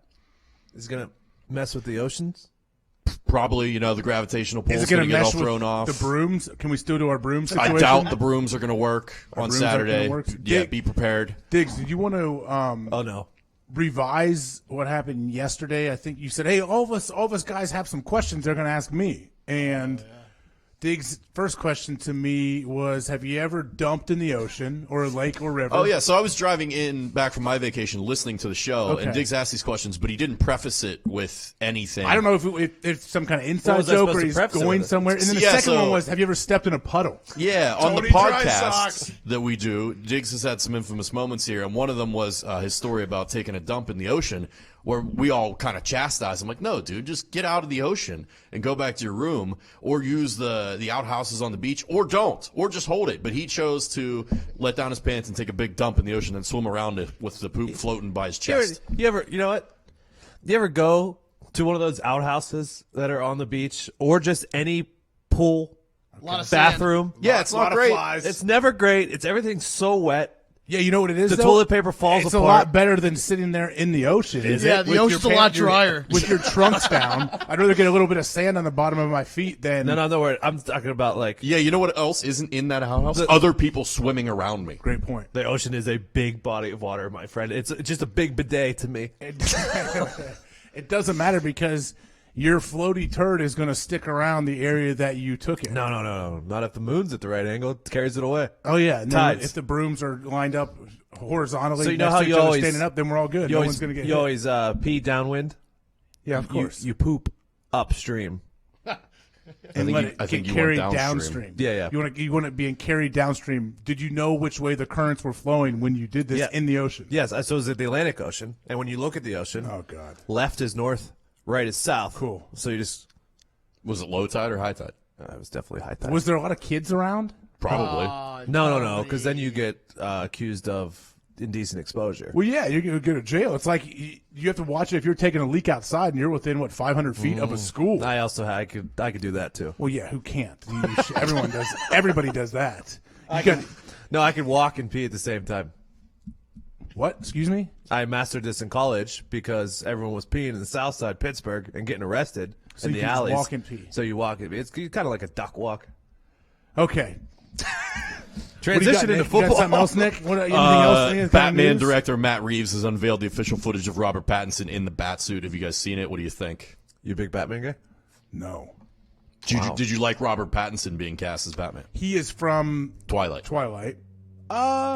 Is he going to speak with like that British accent as Batman? I assume he's going to use an American accent as Batman. They're so See, I'm good not. at it. I haven't seen all of the Batman. I know what Michael Keaton was back in the day. Yep. What was Val Kilmer a Batman? Val Yes. Kilmer did it once. Clooney George did it once. Clooney. You're nailing it. Ben Affleck. Did the movie come out? It was not good. No. It But didn't come out. He did his role in the Justice League movies and the Batman vs. Superman. He did not do his own standalone film. It did not come out. Okay. Christian Bale though. There's the one. Phenomenal. He's Batman. I'm not wearing hockey pads. Yeah, he's my Batman. I think. Robert Pattinson. Are people excited about this dude? He doesn't really seem like a perfect fit It's to be going to Batman. take steroids, I assume. Well, yeah, they all do. He should. They get juiced up HGH. They're like, oh, how did you guys make this body transformation? You were 150 pounds, kind of pudgy. All of a sudden, for this movie, you are 210 pounds. You're jacked with an 8-pack and big old shoulder capsules, and you look amazing. Well, man, you would have no idea. Like, I worked out. I woke up at 5 in the morning, ate egg whites, and had this whole diet plan. Had my workouts. Yes, you did do all of that stuff. after you injected all of the anabolic steroids into your butt cheek and your human growth hormone and whatever it takes, whatever it is that you use as a cutting agent to slim down for when you're filming this role, which I have no problem with. You should be doing that if you're an actor in LA. For the role. They're all doing that. They're not testing. You think a director's they're gonna tell you. I guarantee you I'm sure they tell them, hey, you gotta look the part here. So Robert Pattinson, is he packing on muscle right now? I would assume so. I'd hope so. I think the only reason he got cast was the jawline, to be honest. I think that's all you could do it. What's his jawline? What's his jawline? It's pretty good. He's got a strong jaw. You have a strong jaw. Yeah. I think you could pull it off. Oh, okay. Would you want to play Batman? One. Yeah. That's a good jaw. See that jaw? Yeah, He does look skinny. Wait, who is that? Skinny, though. That's him. not Pattinson. That's him. Okay, then I'm sold. He looks like Batman. He looks good like that, right? Look at that. The chest plate is made from the guns that killed his parents. Insider Really? info. Spoiler alert. I mean, I'm not going to go see the movie, but you know what? He may be all right. You got any more news? Yeah, here's some more fashion news. R.I.P. to the Romp Him. You may remember this from 2017. The founders of the male romper are going out of business. Oh, that's a Cuban Z. Do we have any kind of pictures of the male romper? Yeah, I'll Romp pull it up him? right now. I know what a romper is when females wear them. Yeah, same thing, but for dudes. See, like the women. They've already come and The gone. women and I have didn't to even pull know. them all the Yeah. way. They have to it's a onesie basically, so they have to take off. It's a tough look at the urinal for a guy out at a bar to take his romper off. Well, wouldn't you just lift it up from the bottom to pee? No, it's like you're wearing joggers connected to. Oh, okay. It's like a full. It's a onesie. It's a onesie. So Is that Baker Mayfield? It's a shirt with shorts attached. yeah, I get it. Okay, So that's no, cool. you can't pull it up So it's a jumpsuit with no pants. unless you're extremely hung and you're coming out the bottom. Yeah, you can go through the leg. A lot of people's one of our buddies back home we play golf with. His dad does that on course all the time. Just goes right through the leg. Yeah, that's an old Short guy thing. shorts. That's Yeah. an old Very guy old guy thing. thing. And they don't even laugh about it. It's not even No, funny to it's them. serious business. It's just like if you joke with it, like, okay. They're like, what? What are you talking about? Like that generation doesn't get it. No. They don't understand it's funny. They don't get that you're doing it ironically when you do it. Okay, here's one more piece of news. This one also for the olds. Uber is letting customers in Arizona book cars with a 1-800 number now instead of smartphones where you're required to have an app. Now you can just call a number. What? Because of the flip phone Yes. phenomenon? Is that Yes. why? Seriously. They don't know how to use. So you can call. So now when they say I'm going to call an Uber, you actually call an Uber. You don't just open your app up. And to me, this just screams criminal activity because we all know criminals just use flip phones and Yeah, track phones. use burners So and stuff. good especially luck. in Arizona. Yeah. So you call a number now and you talk to like a specific Uber driver and tell them where you are, like it's an old school cab or something. It's a contractor who will book a ride for you on the app. Why do we know why this happened? Was there that much outcry to have I guess. this? Well, I mean, Arizona, nice place, warm Retirement. climate. People go there to retire. So I'm assuming they have an older population where people want to get rides. and you're trying to say old people do not know how to work their way around an iPhone? Yeah, now this cuts into my business plan. I was going to release an app years ago for old people. It was called Oldsmobile. It was going to pick them up and take them to where I needed to go, but Uber undercut me here, so good for them. There's always hope. You might be able to do it. Like just get them to their medical. Yeah, that's all it's for, For They the got a lot doctor's of appointments to go to back and forth. They Or gotta pick up their meds. you could be their personal driver. Well, no, let's not get crazy. Maybe. Don't let them. Their flatulence in the back may hurt your car. Watch out. Watch out where you're going for colonoscopies or something. Don't pick them up after that. you have your Depends on. Speaking of flip phones, Samsung unveiled a new smartphone, the Galaxy Z Flip. It is a flip phone. It's a smartphone that folds. Its starting price is $1,300. Why are these flip phones so expensive? But is it a flip phone? But I can open it up and I have a touch screen Yes. that's big Yes. underneath, and I Yep. can get on the internet and I can download Yeah, podcasts. it's pretty and cool. It's pretty cool, I honestly. wouldn't mind having a flip phone, but the thing about it is, like my iPhone now, which is where all my music is, it's where all the podcasts I download, like SiriusXM app, I download shows there. That's where I can listen to everything. What if iPhone made one? If iPhone made a flip phone? Yes. I mean, I don't understand the flip part. If the flip would feel good, it feels good when you're actually talking on the phone. When you hang up Also on when you somebody, hang up. it's great. Yeah. It Or feels you can good, answer way cooler. but I can count on one hand how many actual phone conversations I have had over the last 3 months, probably. Did Brett Favre Very have a few. flip phone? Brett Favre, I never saw Brett's phone, actually. Oh. I don't think he had a flip phone. Back in, 2000, I played with him in 2006, 2007, I guess it would be. Were iPhones out then? I don't think they were. Nope. No. I think Blackberries. I were a was thing. using a Trio back then. Remember You Trio? probably had a sidekick. No, I did not have a sidekick. I had a Razor. lot of friends with sidekicks. Razors were big. No, I got a trio with a stylist that I could like. Oh, that's pretty cool. Like I'm doing business. No business to be done. Who do you like better, Brett or Aaron? Okay. What a dumb question. That was when I first got to Green Bay. I played 2 years with Brett Favre, and everyone always said, "What's Brett like? What is Brett like? What's it like?" Yep, he's Brett Favre. He's great. Great teammate. I never had anything poor to say about him. And then after that, you transition to Aaron Rodgers. Two special guys. So naturally, that's always the question: what was Brett like, and then what's Aaron like? Okay, here's a fair one. Who's a better golfer?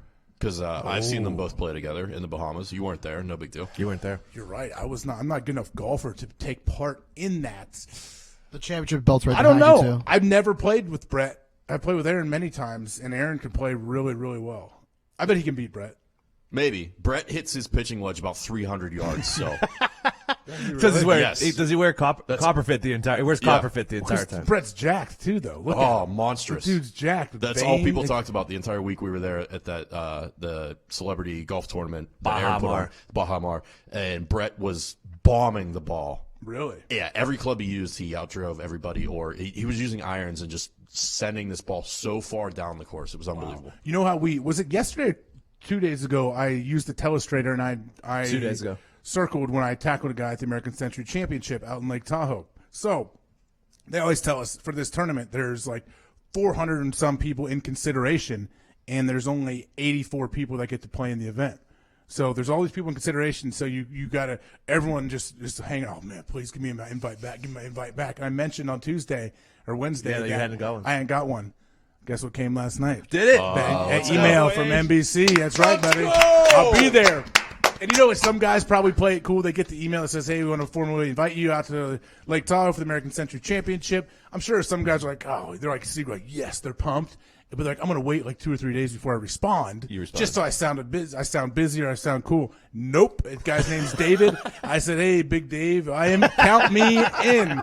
Let me know anything you need from me. I will pay everything my own. I'll do whatever you need." I just like being there. Dave probably got the Big Dave. Who is this Rube? Why do we invite this guy? Do you play with the same people every year? No, new people every year. Like they pair you up. The first day you play Friday, Saturday, Sunday. The first day they pair you up with just random people they think would make fun groups for the show on TV or whatever. There's always like Steph Curry, Aaron, and Jerry Rice or something. There's always big time groups like that. And then I play with different guys all the time. One of my favorite golf partners ever was Michael Bolton. Really? Yeah. Did he sing? Nope, but he was awesome. He was the man. We talked to him about Office Space, Yeah. We like the first hole, my brother who caddies for me out there, he's like, "I got to ask you, man. Like, I don't know if you're sick of talking about it, you don't want to talk about it, but do you like Office Space?" And he's like, "Absolutely. I thought it's a phenomenal movie. I've actually written a sequel to that where I play a main role." No way. Michael Bolton has a script somewhere for another Office Space where he plays himself in the movie. So we need to get that thing pushed out. Yeah. He hasn't been back in 5 or 6 years, though, unfortunately. But if he's out there and he sees this, Michael Bolton, you're still one of my favorite golf partners ever. And we're up against it. We're going to take a quick break. We will be back. We got Cliff Avril coming here at 11:40 Eastern. This is the Pat McAfee Show, and I am AJ Hawk sitting in this week. Come on back.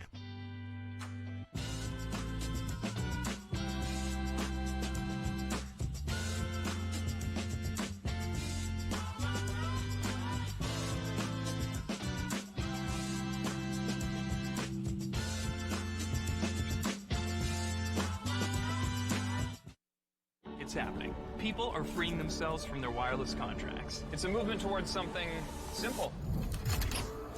Get truly unlimited data on a 5G-ready network for just $45 a month, with no contract ever. Simple Mobile. Out with the old, in with the simple.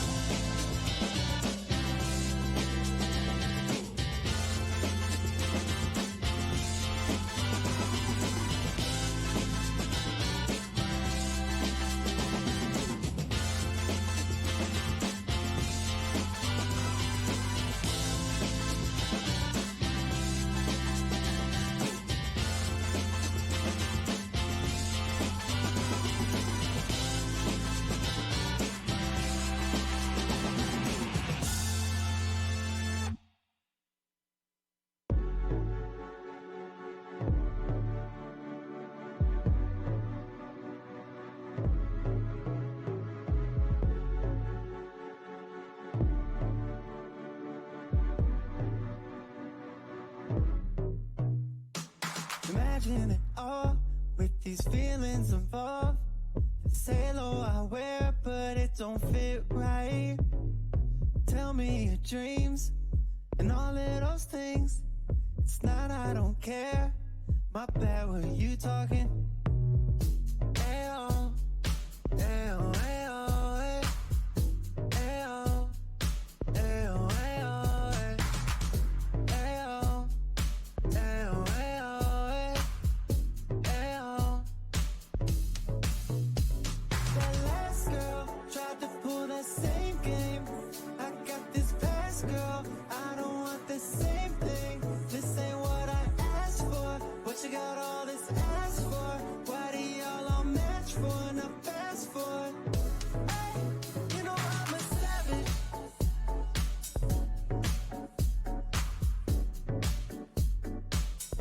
Oh, living life so savage.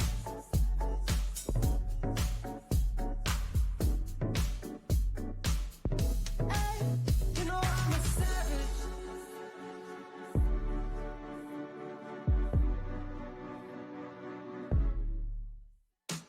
I need my fix. Can you bring a kiss? I'll take it all. I'll leave you wide open. Need one for your cheek. I did the same last week. I knew you'd fall. I had my hands full. Ayo, ayo, ayo, ay. Ayo, ayo, ayo, ay. Ayo, ayo, ayo, ay. Ayo. That last girl tried to pull that same game. I got this past girl, I don't want the same thing. This ain't what I asked for. What you got all this ass for? Why do y'all all match for? Now fast forward. Hey, you know I'm a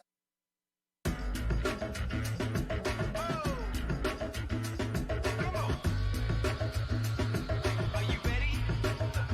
Let's get electrified. Come on. Let's get electrified. Come on. I was a young boy with my finger in the sock. I got shot, but when they take my hand off, 200 volts burn through my brain like a flame, and they reprogram my brain. So I would be more machine than man. And man, you will agree when you see me. Welcome back. This is the Pat McAfee Show. I'm AJ Hawk, sitting in for Pat all week. We're going to head out to the phone lines right away. Let's go to Travis in Chicago. What's happening, Travis? Hey, happy Friday, boys. How we feeling? Doing well, man. Great. What's going on with you? You got a question for Nick and Diggs?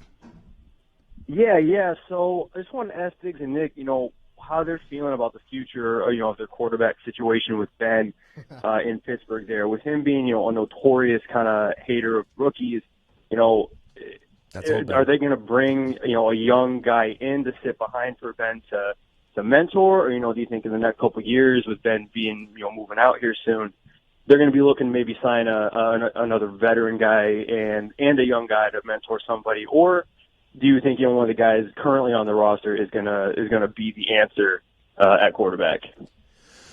Personally, before this year, I was hoping Mason was going to be the guy. Turns out Mason is definitely not the guy. For the next 2 years, I feel great about Ben.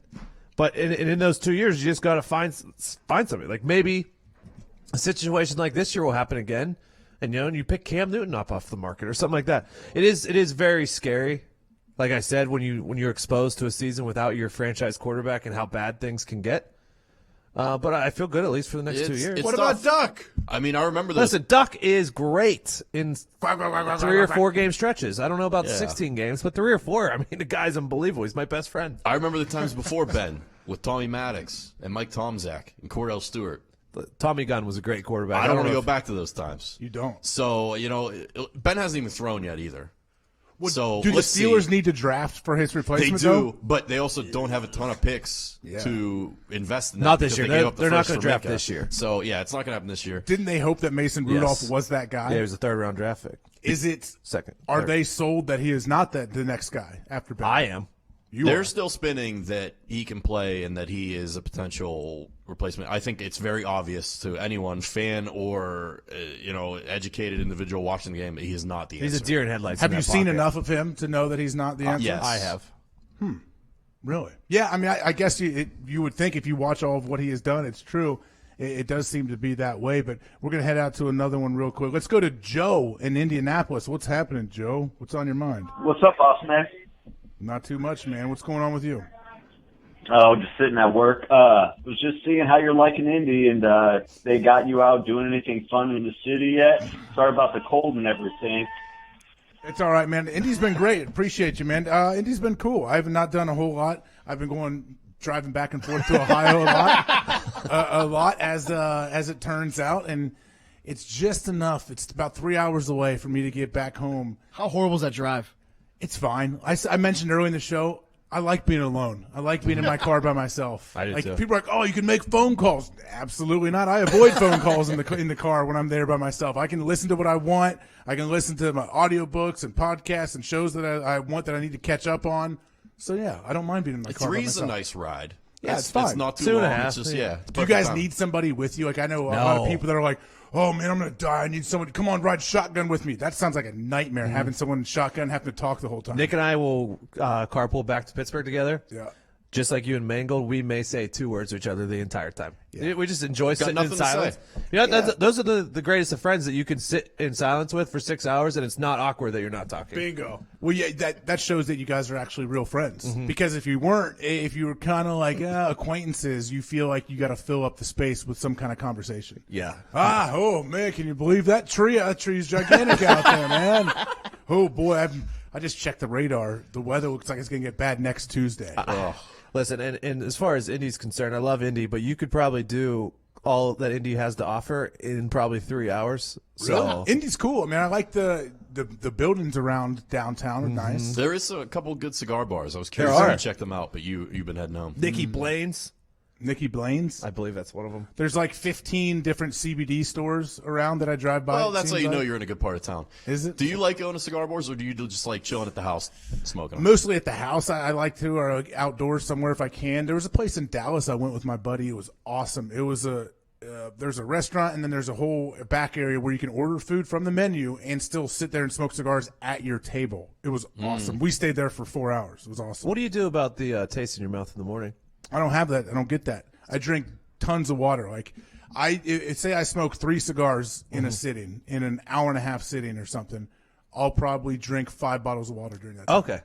So that's And I don't drink booze with cigars. I don't mix them. Oh, see, that's my issue. I don't mix them because I know there's nothing worse than being hungover and smoking 2 or 3 cigars on top of that. It's horrendous. That you can't speak or breathe, so I will not let myself What's get your drink that. when you are drinking?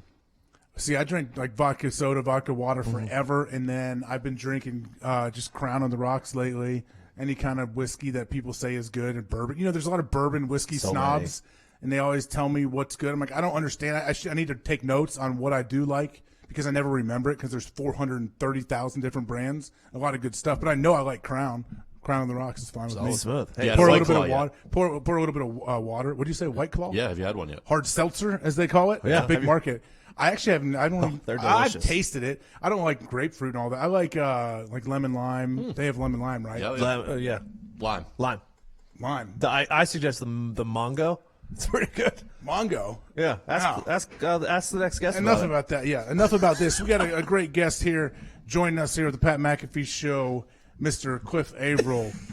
Did it for a long time in the NFL. That boy Cliff. Good to have Cliff with us. I like the sweet throwback Seahawks hat for any of the audio listeners who will not get to see it, but tune on over to YouTube or DAZN, wherever it may be, and check it out. Cliff, what's going on, man? How are you?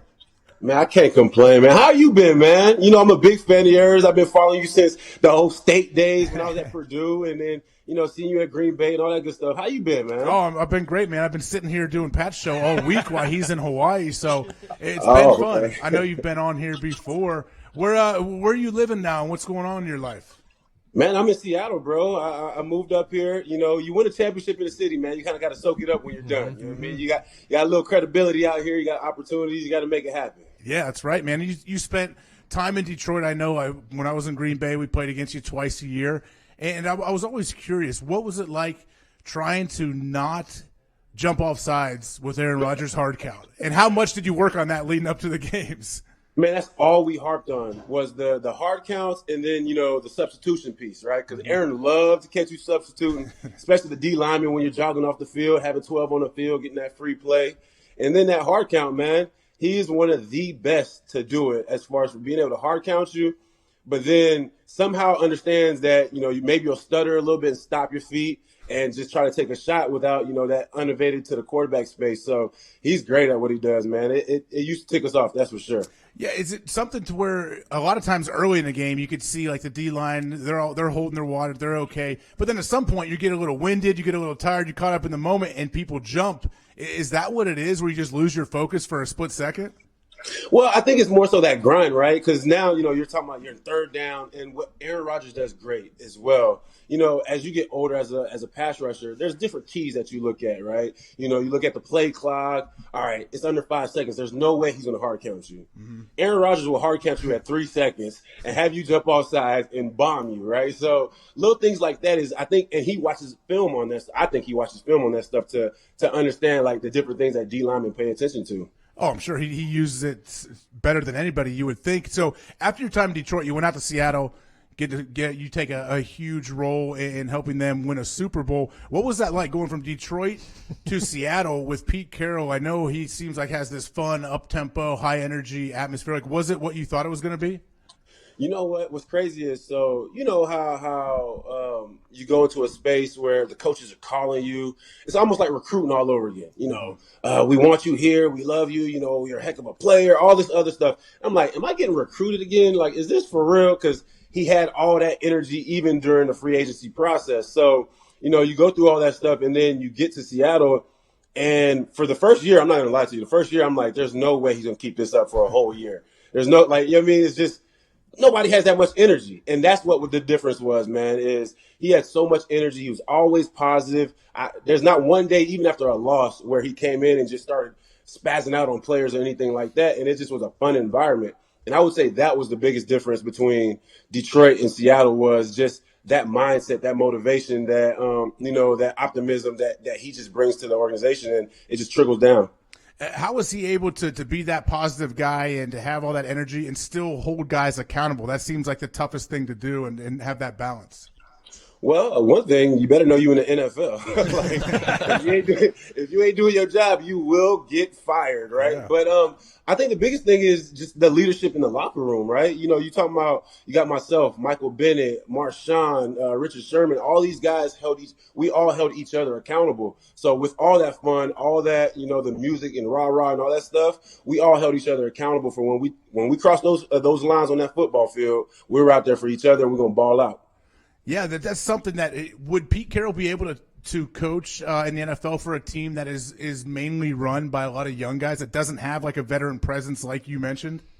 Well, I think he can. You know why I say that is because he, when he first got into the league, right, he had to build that team. Mm-hmm. He had to draft Earl Thomas. He had to draft Richard Sherman. He had to draft all these young players. And then he got Marshawn. Then he got myself. Then he got Mike B. So I think he can make it happen, because they were pretty successful prior to us getting here. We were just some key point, little players that just fit into the puzzle and took it to the next level. But they were on their way up. Mm-hmm. Knowing Pete and knowing that locker room now, Antonio Brown is on his apology tour, and I know they kind of took a look at him last year. Do you think that could possibly be a spot that could work for him if he's trying to get in and he gets his stuff together?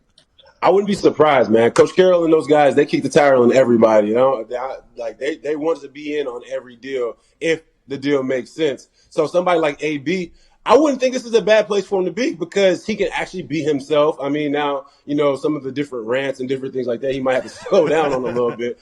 But as far as for being himself, being able to do things outside of football, being able to, have that personality, yeah. I mean, you think about it, Richard Sherman, Earl Thomas, Cam Chancellor, all these guys have their own personas and personalities outside of football, and yet they were successful in the program. Cliff, we heard earlier today, Myles Garrett, I know, did an interview and talked about Mason Rudolph throwing a racial slur his direction that prompted this big, ripping the helmet off and trying to decapitate Mason Rudolph with his own helmet. And there's no audio. Like, where are you on this? Like, if Myles Garrett says he heard it, then you can't say he didn't hear it. But I'm just wondering, like, have you ever come across a situation on the field where racial stuff was going around, and if so, like, how do people handle that in your own team if one of your own teammates is doing this?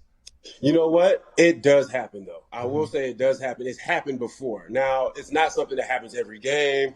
You know, you can go a couple seasons without it, but there's some guys that's just what it is. And sometimes you just got to address. Some people don't know how to address it. And for me, it was more of a like, I'm just about to bust it behind, between the whistles, right? Mm-hmm. But again, some guys they might take it to the next level. It just depends on that individual. As far as for Myles Garrett, I think, if he did hear it, it is what it is. I think you still have to be a pro at the end of the day, right? Because it hurt him more than it hurt Rudolph, right? You lost all these checks, your reputation, all these different things. So you got to take that stuff into consideration and just catch him slipping when you get that sack. You know what I'm saying? Just play between the whistles. That's how I always approached it. And then after the game, I might come have to talk to you. I might come have to holler at you and clear this up. But I'm also here to get my job, do my job, and win this game for my squad as well. I mean, I think that's a very professional way to go about it. I'm just curious. There's a conspiracy theory floating around the studio today that we know how many microphones are on the field for a game. Referees, center, players, everyone's mic'd up. It seems like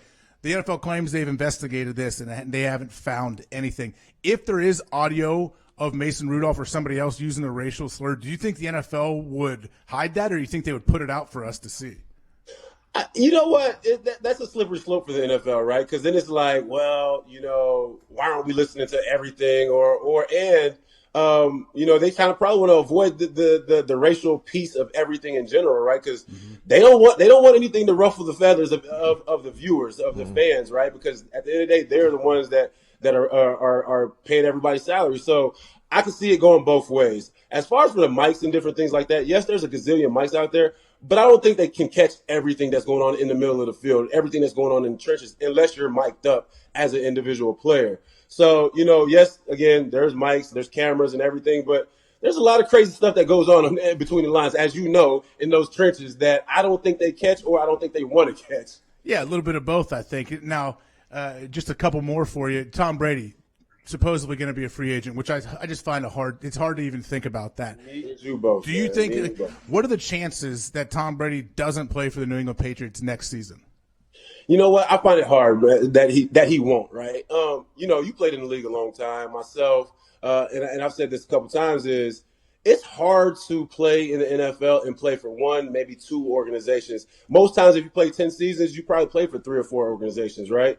Tom Brady has been with this organization for 20 years, bro. And not only that, Tom Brady could be the mayor of Boston if he really wanted to be, right? He's that man. He has a whole workout facility connected to the practice facility of the Patriots. Not one other player in the NFL can say they have that. So would you really pick up and leave all that behind to go change up this legendary story?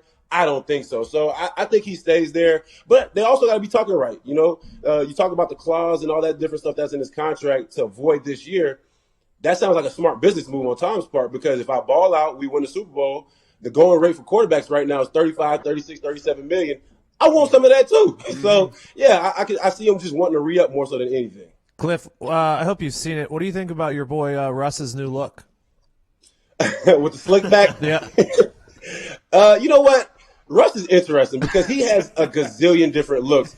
And one day he can look Dominican, one day he can look black, one day he can if he has a slick back going, it's crazy. So I think he's just on this Hollywood tip right now. He probably got the slick back going, probably got some leather, some leather, dress shoes on or something crazy like that, and just switching the thing up. He can do that because he got that kind of swag about him right now. He does. Yeah. What was it like? I guess the old cliche question that people love to ask: what's your favorite quarterback to hit in the NFL? If you had to favorite pick quarterback? one. Man, all the greats, man. You talk about Aaron Rodgers, who I think I've sacked the most out of all of my guys that I've sacked. You talk about Tom Brady, Peyton Manning, Drew Brees, all these guys that are going to go to the Hall of Fame. I can sit back and tell my kids, like, yeah, he's in the Hall of Fame. He's a heck of a quarterback, but Daddy got to him a few times. You know what I'm saying? So those guys are the guys that, yeah, you get excited for, when you get after them, because they're legends. They're why people watch the game of football. So if you can get some hits and and some sacks on those guys, it's huge. Yeah, I was the mystery reader at my daughter's class a couple weeks ago, and the kids ask you questions when you're done reading, and all they cared about, one kid finally said, "Did you play against Tom Brady?" And I said, "Yeah," and they lost their mind. Like, "Oh my gosh, you played against Tom Brady!" Like, they didn't ask me if I know him, or I'm like, "Yeah, I played against him. He beat us pretty good a few times." Yeah, but yeah, that shows you like the level Tom Brady is on. He's played 20 years for the Patriots, and there are 7 and 8-year-old kids that are losing their minds over the fact that I just played against this guy. And not that Aaron Rodgers was on your team. Like, you know what I'm saying? That's crazy. Great. That's a very, very good point. Well, Cliff, hey, appreciate your time, man. Thanks for coming on the show. Always, I know they love having you on here, and if I get to come back and do this again, we'll call you again. But thanks again, man. For sure, man. Thanks for having me. Hey, stay up, man. Keep doing your thing, man. Proud of you. Appreciate it. You too. Thanks, Cliff. Yes, sir. That's Cliff Avril, Hey, guys. good guy. Good job. What did you ask about Russ's new look? Yeah. He said you never know. Russ has got so many It's true. looks. He looks like Stamos now. John Stamos. Great hair. Bring him back. Bring him. The young kids don't know about John Stamos. Like we do. No. They didn't watch Full He's right House. though, because Russ can do that, and then he's got like the Jerry Curl look, and then he could throw a bandana on. He's got it all in his bag. You don't have that? You don't have that diversity in looks? When I it comes used to, your not outfits? anymore. The hair stinks now. So Beard looks good though. Hat and a beard, AJ. That's a Hat and a foolproof beard. plan. Yeah, and beard oil. I go in the bathroom Oh, yeah. here. There's like 9 different beard oil contraptions. What is that? Well, what do you got in Sponsor- your is it hair? a sponsor? You're not a beard guy, huh? I can't grow a beard. You got to unfortunately. oil it if you can grow one. It's the only way to maintain. Why? To make it look nice? Like, you think Mangold oils his beard? Probably. it does make it look nice. It gives it a nice shine. It gives it a nice soft texture. Yeah. It's all about the texture. Would you ever dye it blonde? My- you have, my like beard? a blackish brown beard. Would you dye it blonde? Sure. Like Hollywood Hogan when he had blonde skullet with the jet black facial hair. 5 o'clock shadow. Yeah, I don't see why not. All you guys will have beards here. What am I? It's cold here, man. It's 3 Beard degrees. season. Is that why? It's also we're lazy. Beard season. We're It's not lazy. November anymore. We're lazy. Yeah. We don't have that jawline like you. You trim it up off your neck. Did you used to rock the undercut before Jimmy Darmody had it, or? I don't know who that is, but I had an undercut back in the day. Yeah, I used to have a long bowl cut, flip it up, and let my brother shave my head underneath. Oh, so you were the first. Sure, I guess. You should bring back, you know what you need to do? In honor of Ben being healthy this year, bring back the chin strap little beard that Ben used to have.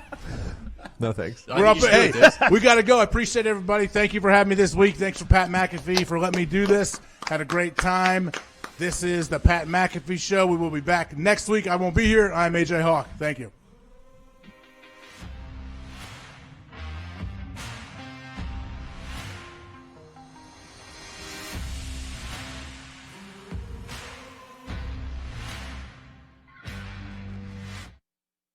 At Simple Mobile, you get the no contract advantage. Unlimited talk, text, and data now for $30 a month. Now on a 5G ready network with no activation fees ever. No confusion, no complexity, no frustration, and no contract. Ever, ever, ever. Now get unlimited talk, text, and data for $30 a month. And now 5G ready. It's our best deal ever. Buy yours now at nationwide retailers or at Simple Mobile dealers. Learn more at simplemobile.com. Simple Mobile, out with the old, in with the simple.